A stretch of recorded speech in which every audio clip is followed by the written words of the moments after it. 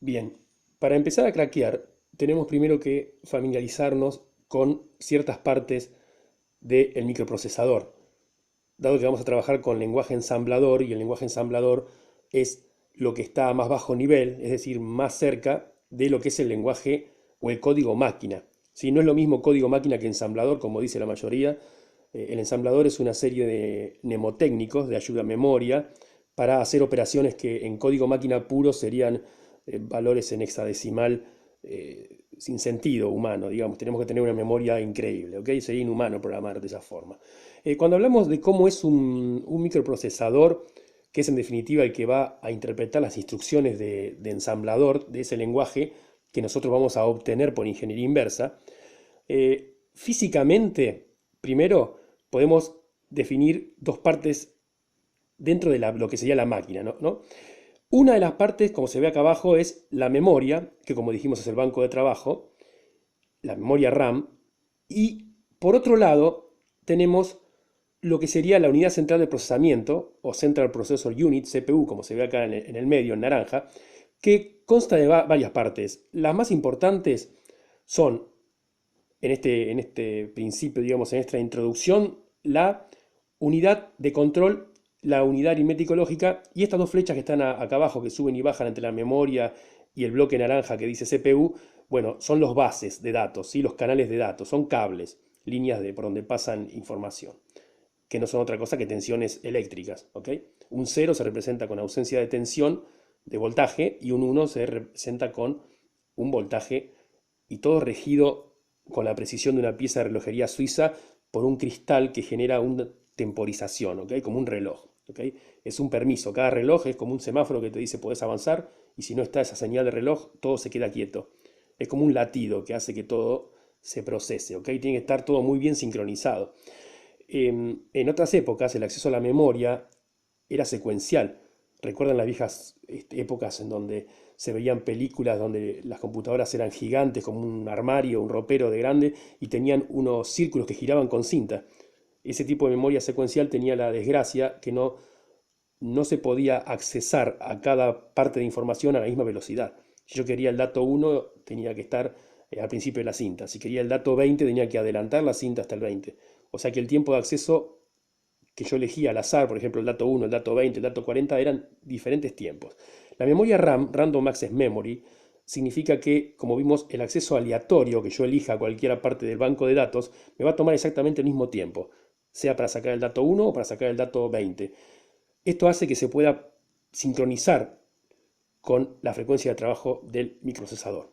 Hay un multiplicador, como vimos, que eleva la velocidad con respecto a la memoria RAM y el procesador, ¿sí? Generalmente un multiplicador por 10, o sea que todo este bloque naranja va a estar andando 10 veces más rápido.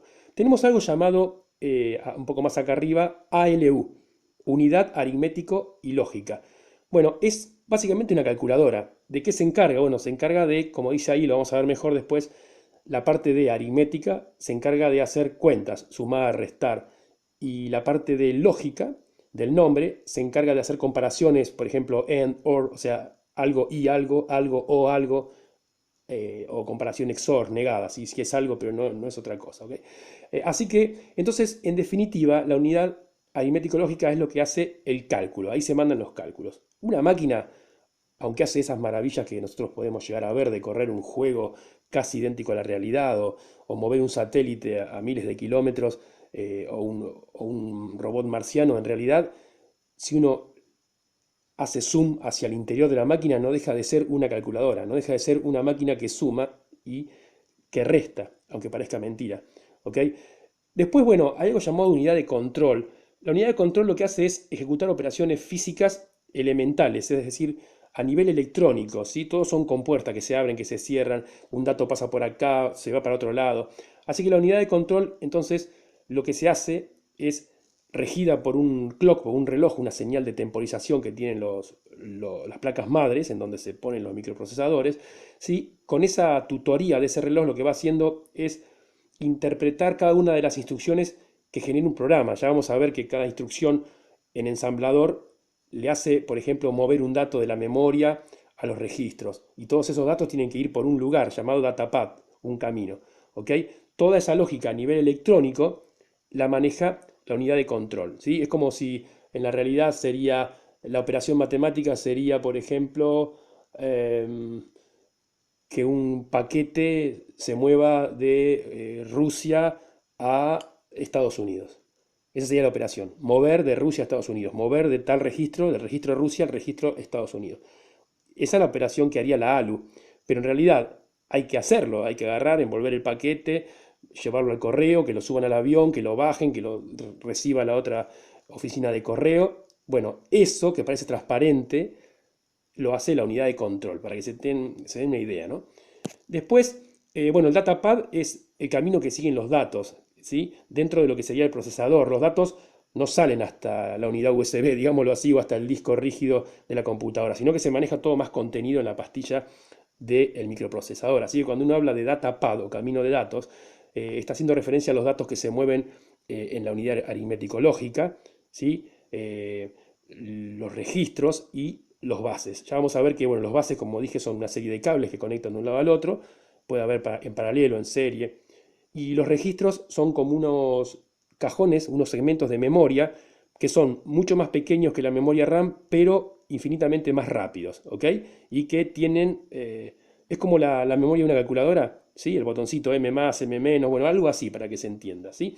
El datapad es como una especie de director de orquesta, ¿sí? También un dato pasa por acá, espera, el otro pasa por acá, ¿sí? Y bueno, algo importante es que cuando uno mira el datapad, lo que va a estar viendo son los datos que se cargan de la memoria a los registros, ¿sí? Que el programa saca de la memoria RAM en donde está corriendo el programa y se van acercando a los registros de la máquina, o sea, más al nivel de procesamiento de la máquina.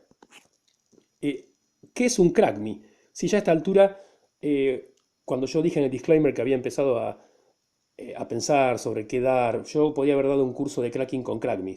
¿Qué es un CrackMe? Bueno, un CrackMe es un programita para probar las habilidades como ingeniero inverso, ¿sí? Para hacer ingeniería inversa, lo que vamos a hacer acá, y también hacer el cracking, o sea, obtener el código pero también modificarlo, y tratar de vencer algún desafío, que generalmente es que vos le pongas un código y que te aparezca el mago blanco. ¿Ok? Como tiene solamente la porción que comprueba la lógica y no tiene el resto del programa, entonces se considera legal. Es decir, no hay que tener tantos recaudos y uno puede agarrar un CrackMe que tenga la rutina de protección de, no sé, por ejemplo, del último Windows, Windows 10, sin el Windows 10 y practicar la ingeniería inversa, aprender cómo funciona la protección y si quiere derrotarla, ¿sí?